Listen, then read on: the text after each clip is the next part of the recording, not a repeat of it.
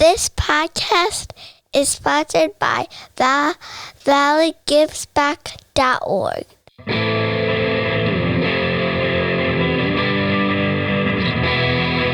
For hundreds of years we brought you the news.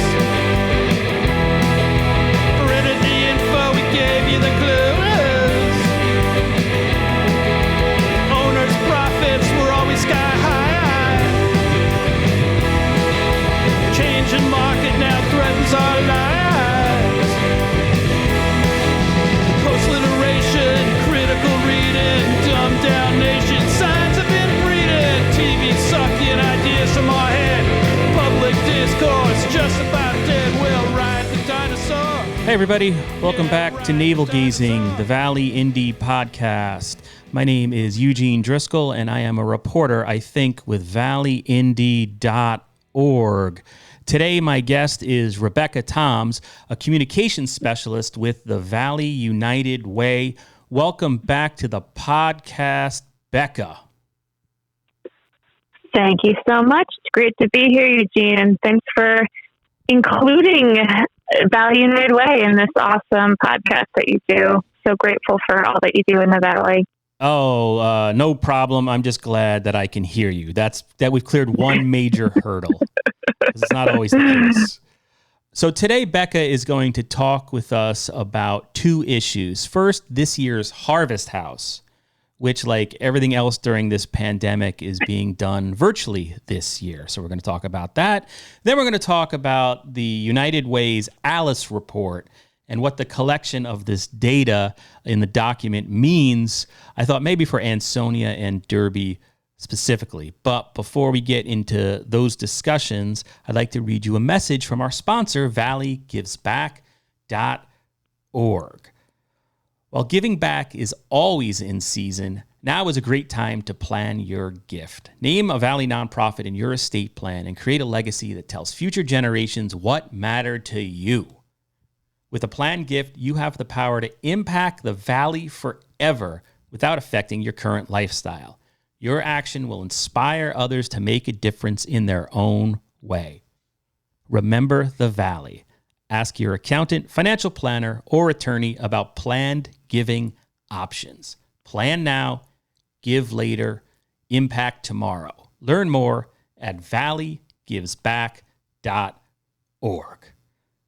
All right. So thank you very much, valleygivesback.org. As I say that, Becca, I have this, I listen to myself after I record these things, and I have this terrible habit of like taking deep breaths in. I think I have like a deviated septum, so I'm very self-conscious about that. So basically, I'm holding my breath for like 45 seconds. My face is red right now. So I apologize if I pass out during this. But Please don't. From what I understand, Becca, enough of my lame jokes, but there's a major effort happening right now at the Valley United Way, and it's called Harvest House. Yeah. What is it, and how can we help? Of course. Well, Harvest House, as some of the listeners may know, is an annual event the Valley United Way has been putting on for years, where typically we meet at Veterans Park under the pavilion in Shelton, and we literally build a house of food. It's pretty amazing. Last year, we had literally tons of food that was donated by the local community and in partnership with Prudential, who gave a hefty sponsorship to really provide a lot of non-perishable and, more importantly, healthy food options for the 5 local pantries that are in our community. So this year, as many of you probably are suspecting, it's gone virtual. And basically, that means that we can't all gather together and build a giant house, but we're still trying to really offset some of the needs that the 5 pantries are facing right now. It's even though we can't collect cans of food and boxes and things like that, the need is really so much greater for our 5 pantries. And I'm just going to list those off real quick.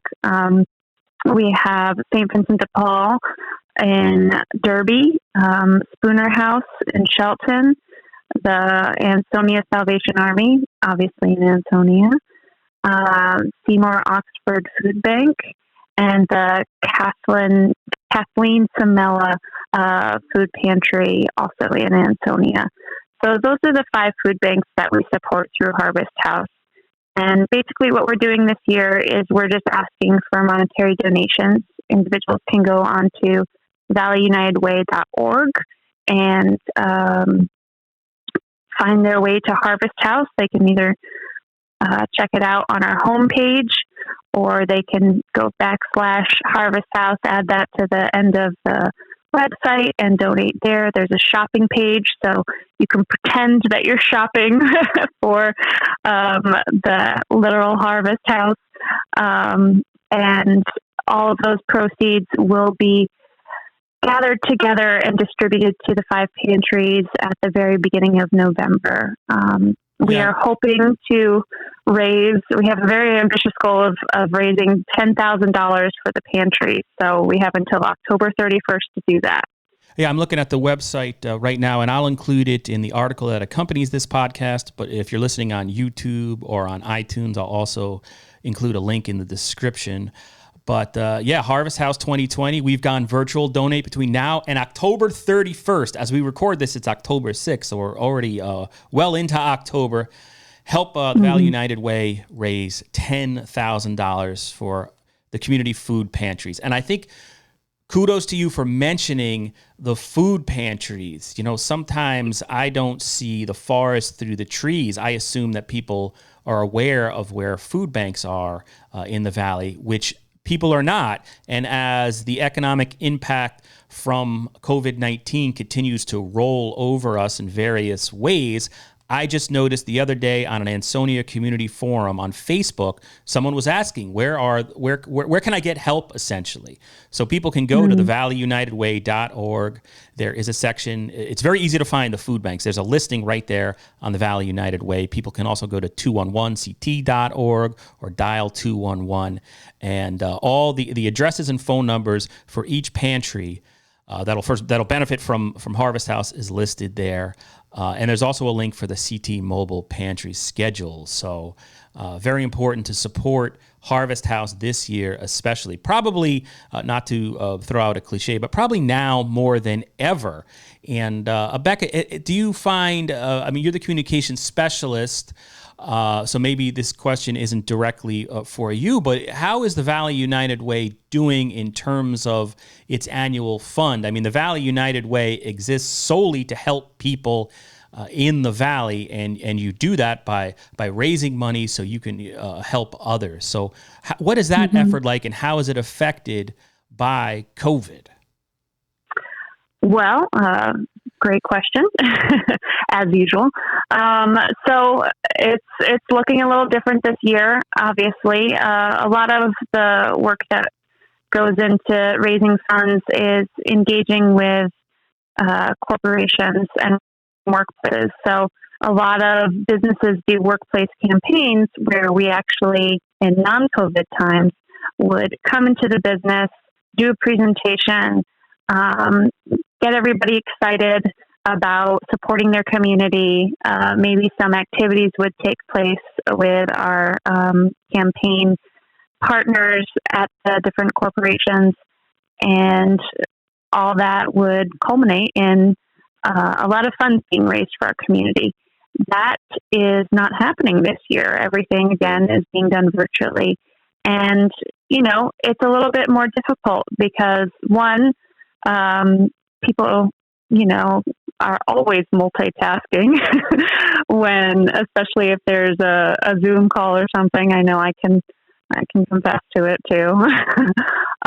So, we don't know if we're holding people's attention so much if a workplace does do a virtual campaign kickoff or something like that. But more importantly, the COVID-19 pandemic has impacted everybody at every income level. So people that usually were willing to give, maybe they can't do that at this point in time because they have been impacted financially in ways that they weren't expecting. So, yeah, it's a challenge this year, and I'll be very straightforward about that. But we're still hopeful. We're excited about the opportunity that we have to work with partner corporations to try to raise funds for the community. And we really believe that this community, the Valley community, is going to step up and is really invested in making sure that our community is whole and succeeds. So we're excited to see the community rise to that occasion. And I'm on the Valley United Way website right now, valleyunitedway.org, and there are multiple ways people can help if you're listening to this and you want to take some action, as opposed to being, like I do, just getting mired in social media and politics and just everything negative. You can actually take positive action by going to the valleyunitedway.org. Donate now for coronavirus response, or slightly down on the page, you can give directly to the Valley United Way. And there's also there's great data on there.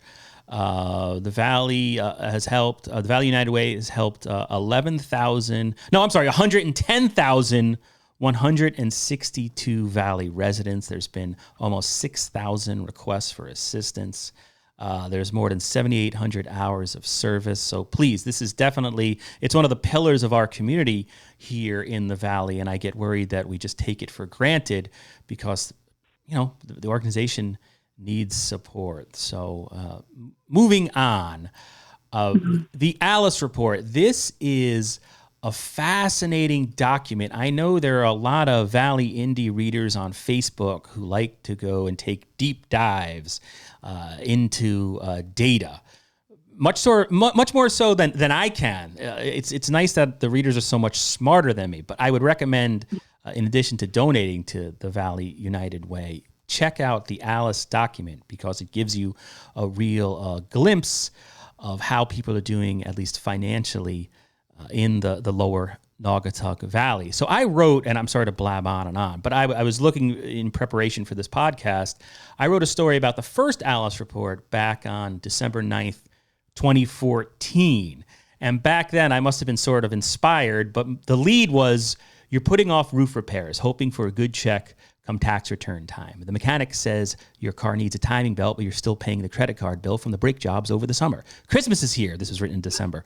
But your gift list is being choked to death by letters from the hospital asking for a copay from that little trip your son took to the hospital a few months back. Your credit cards are maxed. Your income is flatlined, but your town taxes go up every year. You're not alone.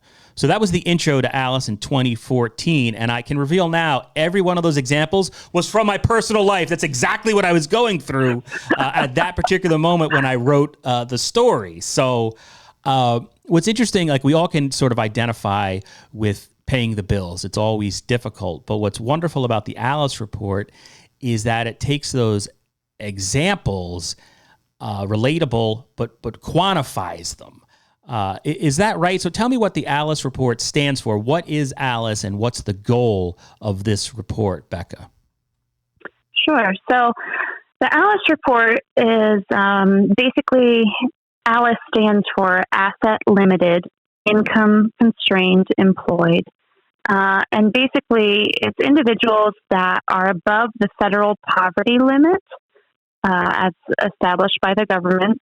And often the limit that's used to determine whether you can access certain services.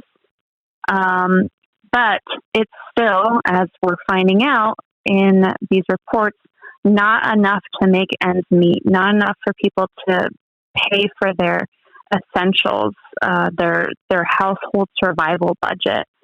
So a lot of people that are maybe working two jobs, they're the home health aid workers, the cashiers, mechanics, things like that. People that are really working hard, but because of the cost of living in Connecticut, just can't make ends meet. So that's the population that we're really focusing on with the Alice Report, is people that make too much money to get federal assistance or state assistance, but not enough to actually cover all of the costs that they encounter on a weekly or monthly basis.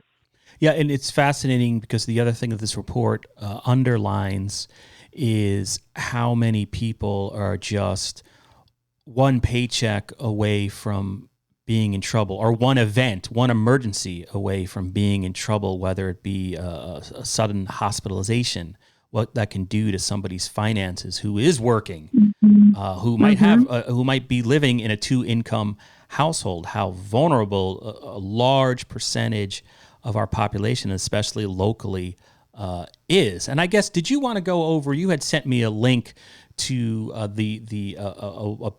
page from the Valley United Way that looks specifically at Valley households, and it breaks it down. This is very interesting. It breaks it down by town of the Valley United Way's coverage area, which includes Ansonia, Derby, Oxford, Seymour, and Shelton. So actually, where can people get this information too if they want to read it on their own after this broadcast? Where can we get the Valley United Way's Alice report?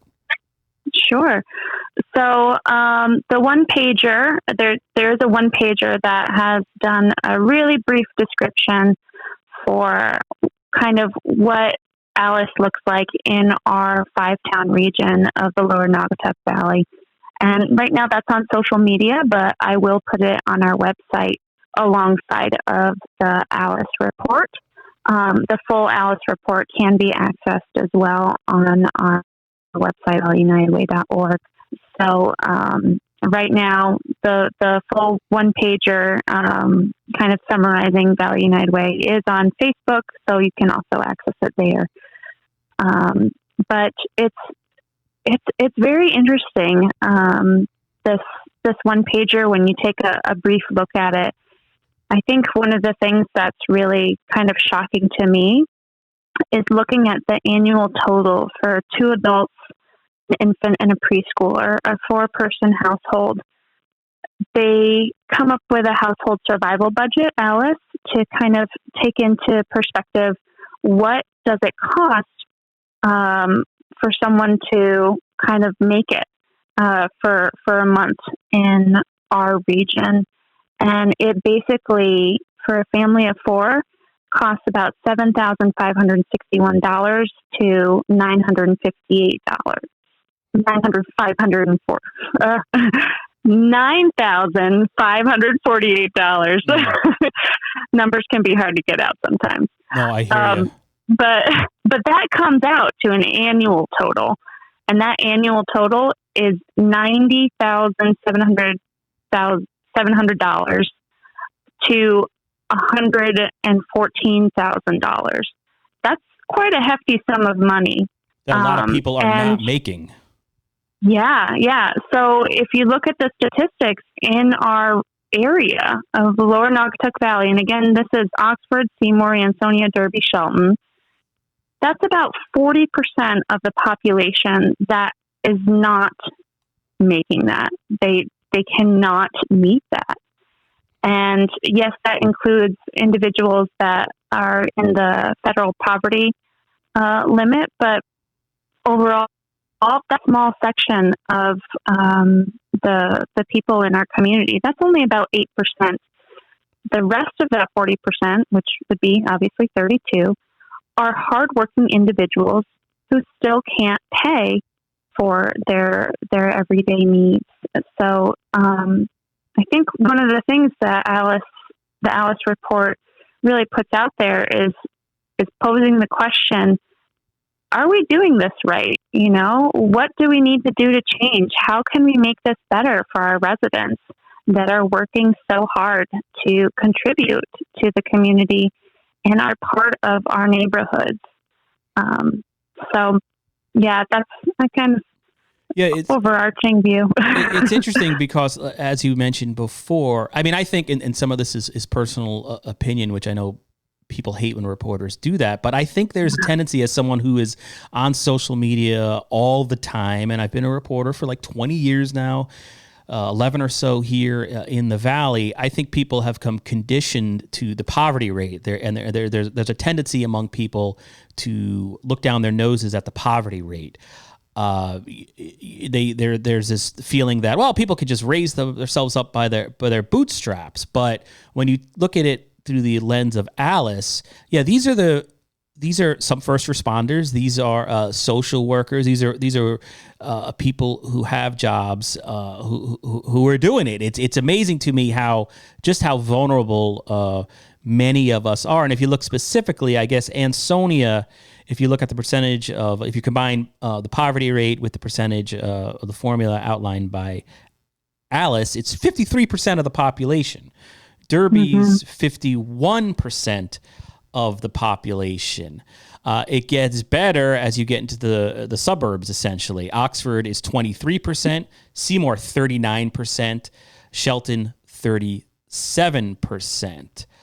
And then just looking at, I went back and looked at the old Alice report, or my reporting on the old Alice report, and Derby was 42% Alice in 2014. It jumped up to 51% this time. Ansonia, slight increase, 50 to 53. Seymour, according to my reporting, jumped 10%, 29% to 39%. And it's also amazing to me when you look at that one sheet there from the Valley United Way, looking at this Alice summary, is childcare. It lists, I mean, it talks about childcare, I believe, is more than housing. So people are paying more for childcare on a monthly basis or on a yearly basis, according to this document, than they do for their rent, or in some cases mortgages, which is just, I don't know if there's anything did any particular stat jump out at you? Because that one jumped out at me. And I know I just on a personal level, I think I was paying $12,000 for childcare a year. And I got to the point where I'm just like, well, you know what? My wife drives the kids to school. I'm going to work a split shift. I go get them at 2:15, and then I'm essentially offline until about 5 o'clock. And then I work during the night just to avoid that chunk out of my income, which I can't afford. Were there any stats that jumped out to you, or any dollar amounts? And that's from the household survival budget, what you need to make ends meet here in the Valley. Yeah. Well, definitely childcare, but also the housing budget. So, both of those are probably some of the biggest needs that Valley residents are facing in our community right now. For childcare, part of it, especially being exacerbated by COVID-19, there are more and more what's been coined in the report as childcare deserts. So, not having childcare necessarily available to you or in your region, or it's filled up, or, programs that the government might have to assist you aren't available. Or you don't qualify that's for a real struggle. Yeah. So that's a real struggle for our Valley residents. They're trying to work hard, but then all of a sudden, we now have a child that has to do remote learning one day a week, and I don't have anyone to stay home with my 8-year-old. So what do I do? All of the childcare places are full. So I have to stay home with my child and take a cut in pay. Or, sometimes it has come to, I need to stay home with my child because I can't find any other way to do it, and I can't work a job now.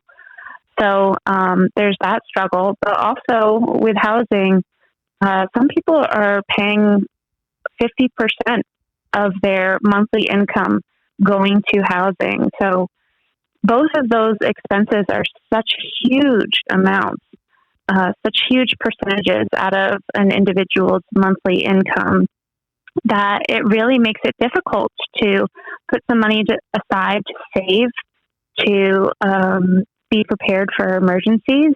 And it creates a perpetual struggle. If you don't have housing, then you can't take care of everything else. If you don't have childcare, you can't go to work.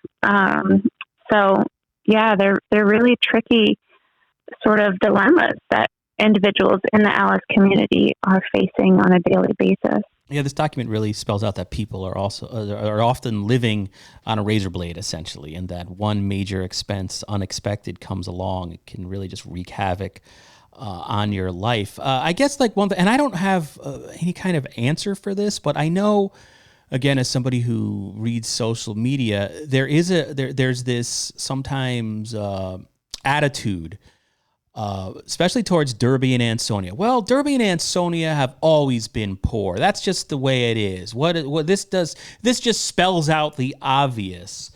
Like what can this document be used for? Because it's not like the government's going to come out and just give us all housing vouchers in Derby or anything like that. What's the end goal of something like the Alice Report in the Lower Naugatuck Valley? Mm-hmm.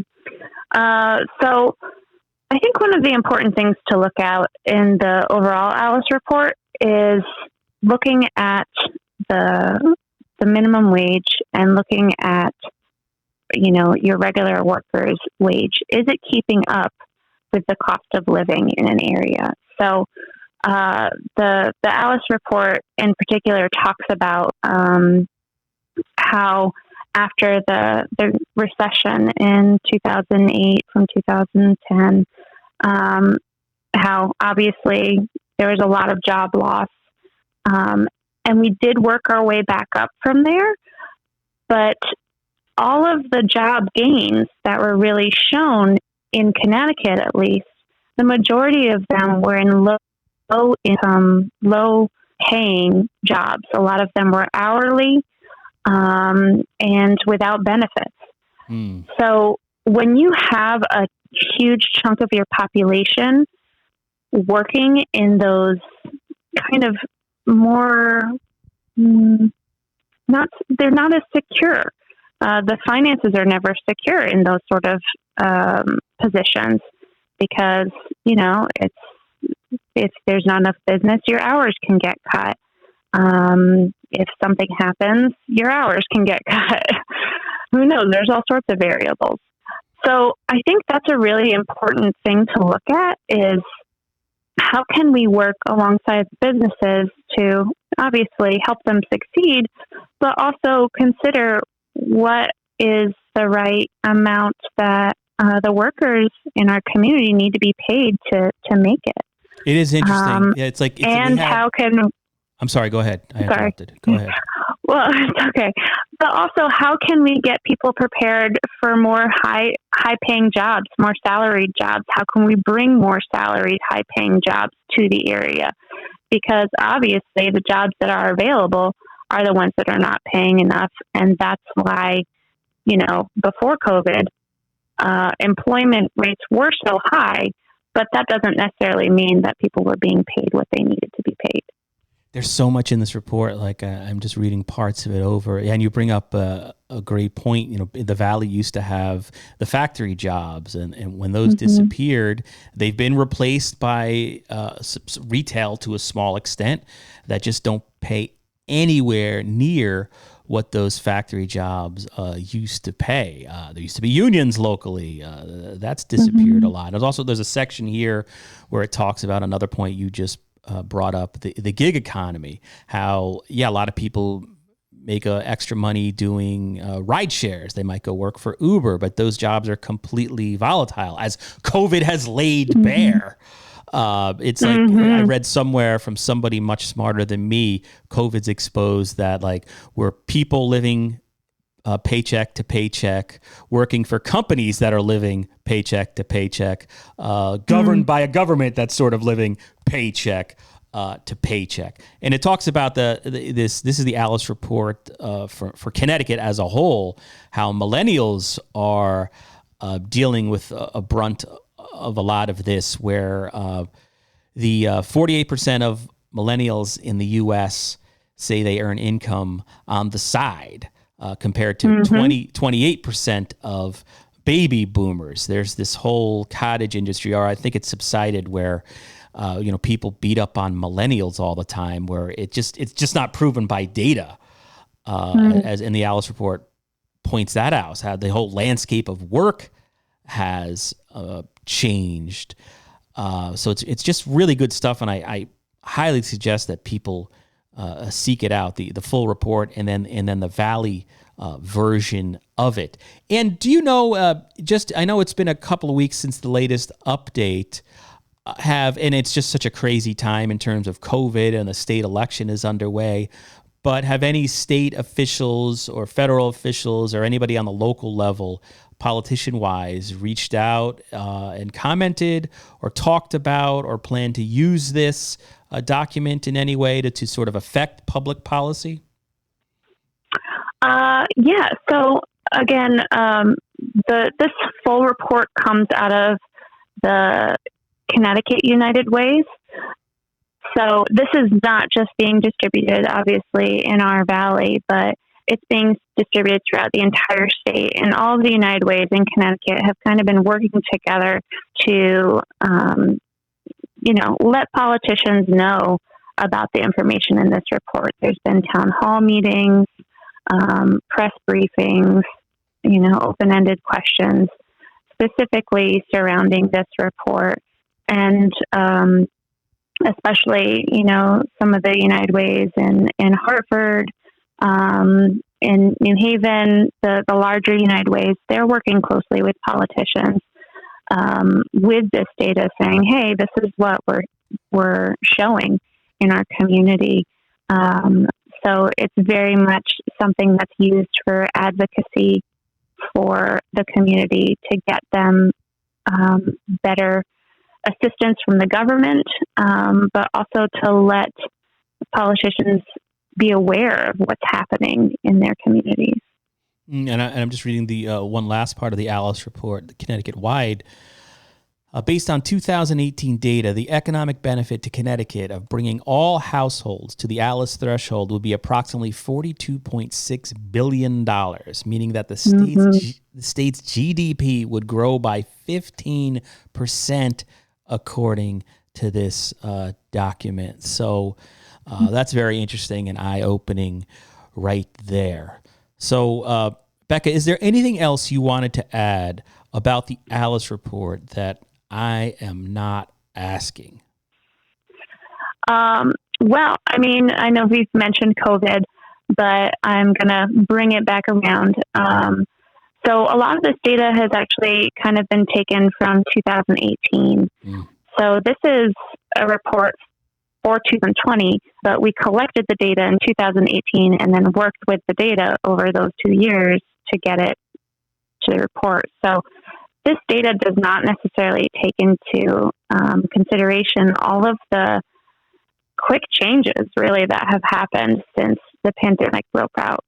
So basically, the information that you're reading in the Alice report at this point in time is, unfortunately, most likely exacerbated in our communities.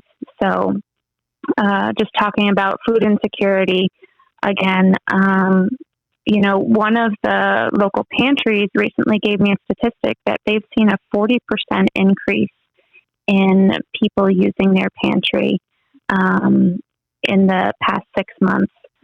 So, these are the people that are being most affected by COVID-19. And it's very possible that at this point in time, the numbers are higher.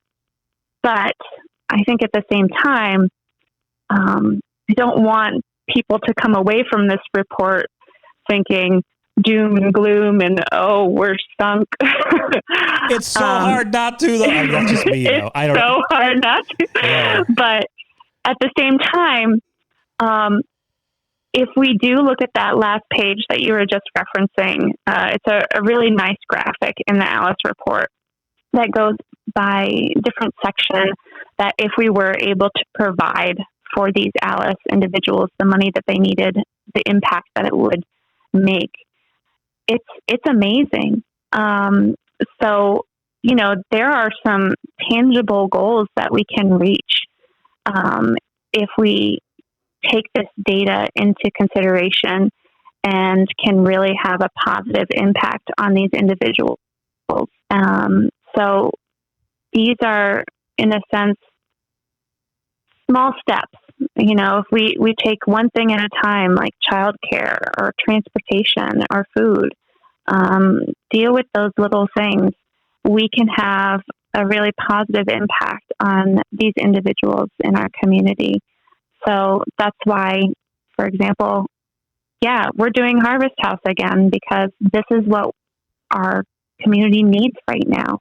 It's an easy way to just say, hey, if our community can throw a couple bucks in the till, all those dollars can be combined to really support the need in our community right now. It's hard to look at the data, but also when we do look at the data, it gives us a tangible goal to reach. And I think that the Valley community is so close-knit and is so ready to support each other that we can do this if we work together. All right. I'm glad I asked that question, because it is important to end on a positive note. And push aside my low-grade depression, which I think is just the phrase of the decade, low-grade depression. So, it's a hugely important issue. It's bigger than us all, and I want to thank you and the United Way and the Valley United Way specifically for providing this information, a baseline we can all work off. That's hugely important. So. Becca, thanks again for coming on the podcast. I really appreciate it. And, please keep the emails coming, and I'll try to, retweet and all that good stuff as much as I possibly can. Yeah, thanks for having me. It's always great talking to you. All right, take care, Becca. Thank you. All right, so that was Becca Toms from the Valley United Way, and that's it for this recording of Navel Gazing. Essentially, we did it live. Here's the outro music. For